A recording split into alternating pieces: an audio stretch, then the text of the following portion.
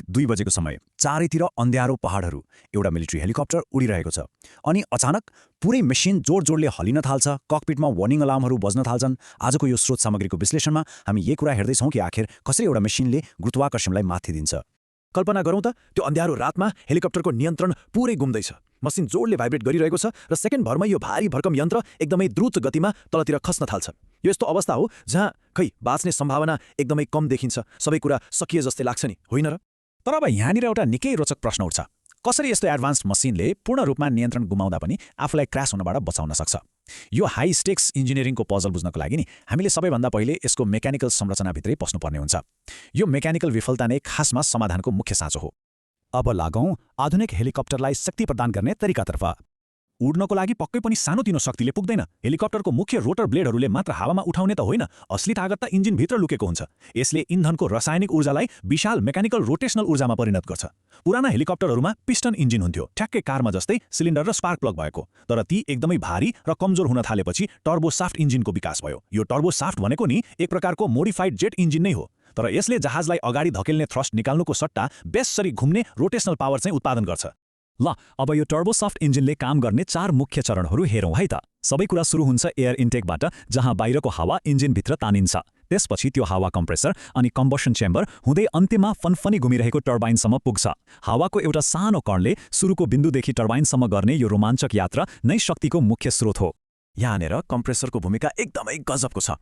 यसभित्र रहेका एक्सियल वा सेन्ट्रिफ्युगल ब्लेडहरूले हावालाई जोडले खाँदेर त्यसको प्रेसर एकदमै बढाउँछन्। विज्ञानको साधारण नियम छ नि, जति धेरै कम्प्रेस गरिएको र हाई प्रेसर हावा हुन्छ, इन्धन त्यति नै प्रभावकारी र शक्तिशाली रूपमा बल्छ। अनि यो कम्प्रेस गरिएको हावा कम्बसन चेम्बरमा पुगेपछि इन्धन नोजलबाट निस्केको इन्धनसँग मिसिन्छ र त्यहाँ इग्नाइटरले आगो बाल्छ। यो कुनै एकैछिन पड्किने बम जस्तो होइन नि फेरि, यो त निरन्तर र नियन्त्रित रूपमा बलिरहने आगो हो। यहाँभित्रको तापक्रम सुन्दा पनि आङ झिरिङ्ग हुन्छ। अकल्पनीय 1500 डिग्री सेल्सियससम्म पुग्छ, जसले गर्दा एकदमै तातो र फैलिरहेको ग्यास उत्पादन हुन्छ। अब ती सुपर हट ग्यासहरू पछाडितिर एकदमै तीव्र गतिमा हुइकिन्छन् र टर्बाइनका ब्लेडहरूमा गएर ठोकिन्छन्। यसले गर्दा टर्बाइन हजारौं आरपीएमको गतिमा घुम्न थाल्छ।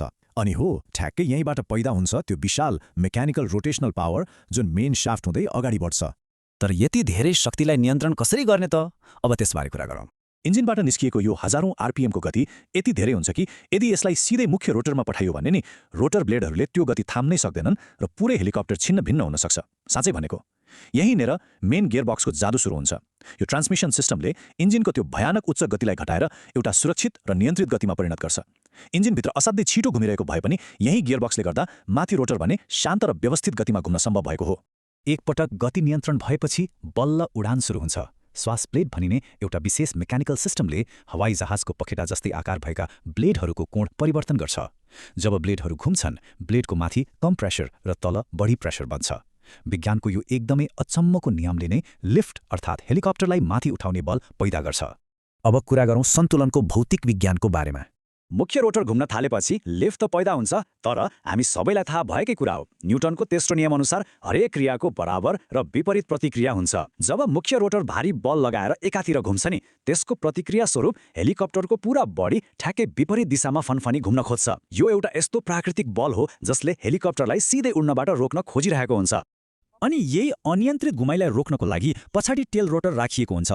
यसको मुख्य काम भनेकै टर्क अर्थात् त्यो घुम्ने बललाई सन्तुलनमा राख्नु हो। यदि कुनै कारणवश यो टेल रोटरले काम गर्न छाड्यो भने हेलिकप्टर अनियन्त्रित रूपमा फनफनी घुम्न थाल्छ र क्र्यास निश्चित हुन्छ। त्यसैले यो एउटा साँच्चीकै जीवन रक्षक संयन्त्र हो भन्दा फरक पर्दैन। अब उडानलाई नियन्त्रण गर्न पाइलटले मुख्यतया दुईवटा कुरा चलाउँछन्। एउटा हो कलेक्टिभ लिभर, जसले हेलिकप्टरको उचाइ तलमाथि गर्न मद्दत गर्छ। अर्को हो साइक्लिक स्टिक, जसले पुरै रोटर डिस्कलाई अगाडि वा साइडमा ढल्काउने काम गर्छ। रोटर जता ढल्कियो हेलिकप्टर त्यतै जान्छ। यही दुईवटा नियन्त्रणको गजबको तालमेलले गर्दा नै हेलिकप्टर एउटा उडिरहेको किरा जस्तै जुनसुकै दिशामा पनि सजिलै मोड्न सकिन्छ। अब हामी यो विश्लेषणको अन्तिम चरम बिन्दुमा आइपुगेका छौँ, खसाइबाट बाँच्नु।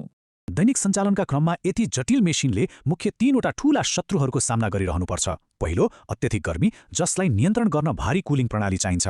दोस्रो, उच्च इन्धन खपत, र तेस्रो तथा सबैभन्दा खतरनाक, भाइब्रेसन। लगातारको भाइब्रेसनले गर्दा बिस्तारै मेटल फ्याटिग हुन्छ, अर्थात् धातु भित्रभित्रै कमजोर हुन थाल्छ, अनि यसैले नै सबैभन्दा भयानक विफलता निम्त्याउँछ।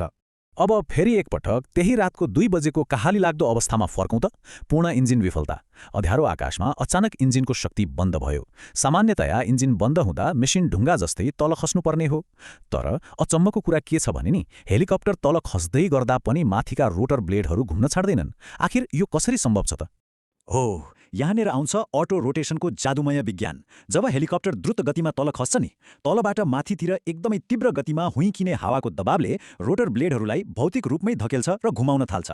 यो एउटा यस्तो अवस्था हो जहाँ इन्जिनको शक्ति बिना नै केवल हावाको बहावले रोटरलाई घुमाउने इन्जिनको रूप लिन्छ। सुन्दै कस्तो अद्भुत लाग्छ है? अब हावाद्वारा घुमिरहेको रोटरमा जम्मा भएको यही ऊर्जालाई पाइलटले अत्यन्तै कुशलतापूर्वक प्रयोग गर्छन्। क्र्यास हुनुभन्दा केही सेकेन्ड अगाडि मात्रै त्यही रोटेशनल ऊर्जालाई उपयोग गर्दै हेलिकप्टरलाई विस्तारै भुइँमा सुरक्षित रूपमा उतार्न सकिन्छ र यसरी एक निश्चित दुर्घटनाबाट यो मेसिन र यसमा भएका मानिसहरू जोगिन्छन्। अब अन्त्यमा हामी सबैले यो एउटा गहिरो प्रश्न विचार गरौँ कि यो केवल एउटा उड्ने मेसिन मात्र हो वा गुरुत्वाकर्षण विरुद्धको अन्तिम चुनौती?